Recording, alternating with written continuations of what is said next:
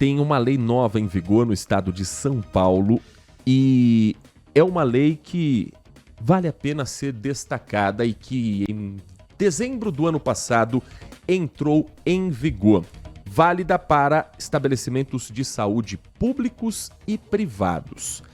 É o seguinte: hospitais, clínicas, outras unidades de saúde de todo o estado são obrigados, a partir de agora, a direcionar uma funcionária, mulher, como acompanhante das pacientes mulheres que passarem por um procedimento em que seja necessário algum tipo de sedação. A lei é a 18.062 de 2024. Foi publicada em 19 de dezembro do ano passado e vale já para todo o nosso território. Ela entra em vigor após casos de abuso sexual que foram denunciados por pacientes e flagrados por outros profissionais. Para a gente falar um pouco mais sobre esse projeto de lei agora em vigor, nossa convidada nesta edição do Manhã Bandeirantes é a doutora Andressa Toledo, advogada especializada em Direito Médico, Odontológico e da Saúde do escritório Cosiref e Toledo. Doutora Andressa Toledo, muito bom dia, é um prazer ouvi-la aqui na Rádio Bandeirantes Campinas. Muito bom dia, Heitor. É um prazer novamente estar aqui, podendo contribuir mais uma vez para você e seus ouvintes sobre direito médico e da saúde. Doutora, como a senhora vê essa lei em vigor no estado de São Paulo e a adaptação dela a partir do vigor, a partir dela estar agora já valendo em todo o território? Já se tem movimento também para a contratação de profissionais? Como é que a senhora vê o início dessa lei em São Paulo? Bom, eu vejo um benefício para a paciente mulher, né, considerando esses abusos que nós temos visto, principalmente um caso que chocou a sociedade com relação ao médico anestesista do Rio de Janeiro. Mas é importante também ressaltar que antes mesmo dessa lei específica estadual, também existe uma lei federal que foi publicada no final do ano de 2023, também versando sobre o direito da paciente mulher ao acompanhante a consultas e procedimentos médicos. Sobre a contratação em si dos profissionais da saúde para atender essas legislações, de fato, o hospital e as clínicas precisam atender essa mão de obra para atender também o direito dessa paciente. Obviamente que, em termos de orçamento a nível SUS, com certeza vai ter que ter uma adequação considerando esse aumento de mão de obra, mas é muito importante para que a lei possa ser cumprida. Doutora Andressa, e em casos de urgência e emergência em que a mulher dá entrada numa UTI, num pronto-socorro e não necessariamente tenha essa profissional para acompanhar, mas a urgência fala mais alto para salvar a vida dessa pessoa? O que diz a lei nesse caso específico? Lei estadual, nesse caso específico de urgência e emergência, diz que, obviamente, assim como também o Conselho Federal de Medicina também afirma sobre isso, de que o mais importante é a saúde do paciente. Um caso de urgência e emergência, em regra, não demanda tamanha discussão, não dá tempo de discutir tudo isso.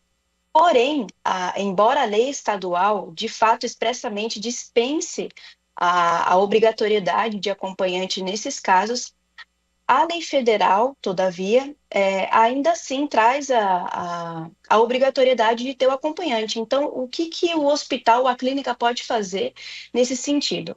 Um protocolo de atendimento em caso de urgência e urgência, onde sempre estará um profissional, né, uma profissional mulher disponível para essa paciente. Mas lembrando que, caso de urgência e emergência, não sendo possível, em termos de estrutura ou em termos mesmo de segurança ao paciente, desde que devidamente fundamentado pelo profissional, pelo hospital e pela clínica, o mais importante é atender, é resguardar a saúde e a vida desse paciente. Nós estamos conversando com a doutora Andressa Toledo, advogada do escritório Cosiref e Toledo, sobre a nova lei que já entrou em vigor no estado de São Paulo, que exige a permanência de uma acompanhante no caso de atendimento médico para uma mulher que precise passar por algum tipo de sedação. seja total, seja parcial. Essa profissional, doutora Andressa, precisa necessariamente ser da área de saúde, uma médica, uma enfermeira, ou pode ser profissional de alguma outra área que esteja contratada por essa unidade de saúde? A legislação ela não traz especificamente que tipo de qualificação profissional que esse acompanhante deva ter. Mas, obviamente, em se tratando de clínica e hospitais, contamos com equipe de enfermagem, equipe de fisioterapeuta, ou mesmo o pessoal da equipe multiprofissional, como serviço social. É necessário um acompanhante que de fato entenda o que esteja acontecendo, né? Tecnicamente, obviamente, porque exige-se a presença de um profissional, então entende-se que tecnicamente ele entenda aquilo que está acontecendo, para que possa proteger essa paciente ali nos atos médicos que estão sendo realizados. Na ausência de uma profissional mulher para fazer esse acompanhamento, existe algo na lei que fale, por exemplo, que a paciente possa entrar com um acompanhante da sua confiança ou a obrigatoriedade é da unidade hospitalar? Lei estadual, ela é bastante enxuta quanto a isso. Ela Uhum. traz aí a disposição sobre a disposição de uma profissional mulher. Todavia, a lei federal ela é mais ampla. Ela traz a possibilidade da paciente indicar um responsável legal ou até mesmo um acompanhante de sua confiança para que possa acompanhá-la nesse procedimento ou nessa consulta. Cabe, então, o hospital e a clínica decidir de acordo com as legislações e, obviamente, o que melhor atenda ali à vontade da paciente, respeitando o fluxo da unidade de saúde.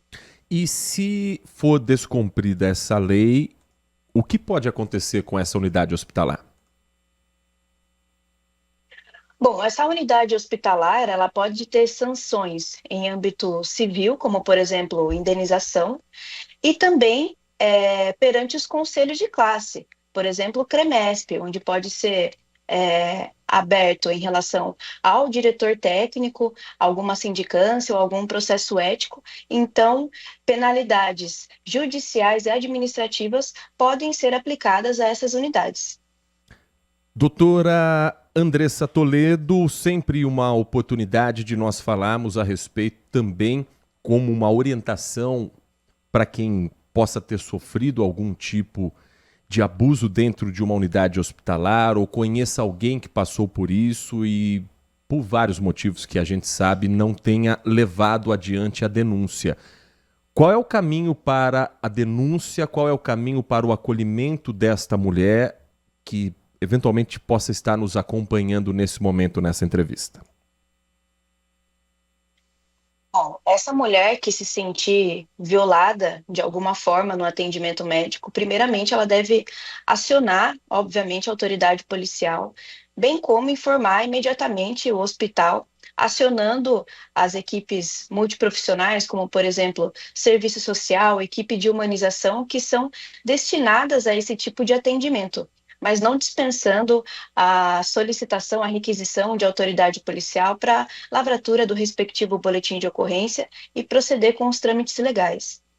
Nós conversamos com a doutora Andressa Toledo, advogada do escritório Cosiref e Toledo, a quem agradecemos muito, doutora Andressa, pela sua participação, pelas informações, por esse esclarecimento. Um bom dia, um bom trabalho para você, para toda a sua equipe e um ótimo final de semana. Igualmente, Heitor, um abraço a todos.